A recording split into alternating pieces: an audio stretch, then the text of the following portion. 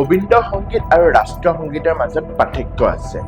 সেইদিনা কংগ্ৰেছৰ অফিচত হোৱা মিটিংখনত তেওঁলোকে আমাৰ সোণাৰ বাংলা গানটো কোনো সাধাৰণ পাৰফৰ্মেঞ্চ নাছিল।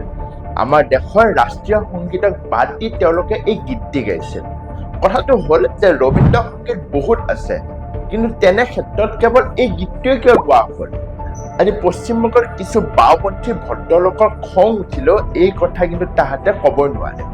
বাংলাদেশৰ ৰাষ্ট্ৰীয় সংগীত আমাৰ সোণাৰ বাংলা আমাৰ দেশত যি সন্মান পায়, ঠিক তেনেদৰে জন গণ মন যি গানটো গুৰুদেৱ ৰবীন্দ্ৰনাথ ঠাকুৰে লিখিছিল, বাংলাদেশত একেধৰণৰ সন্মান নাপায়।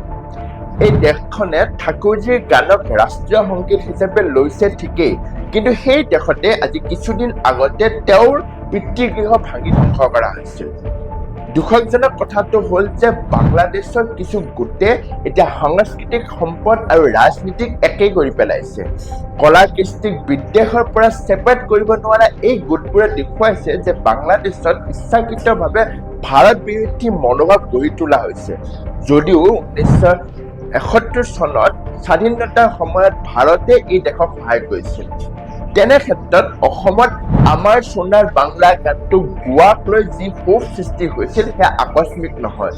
ই আছিল এক পৰিকল্পিত অসহিষ্ণুতাৰ এক অংশ। ভাৰতে সদায় পৰস্পৰৰ সন্মান, সংস্কৃতি আৰু বন্ধুত্বৰ পক্ষতে আছিল, কিন্তু সহনশীলতা দুয়োফালৰ পৰা হ'ব লাগে।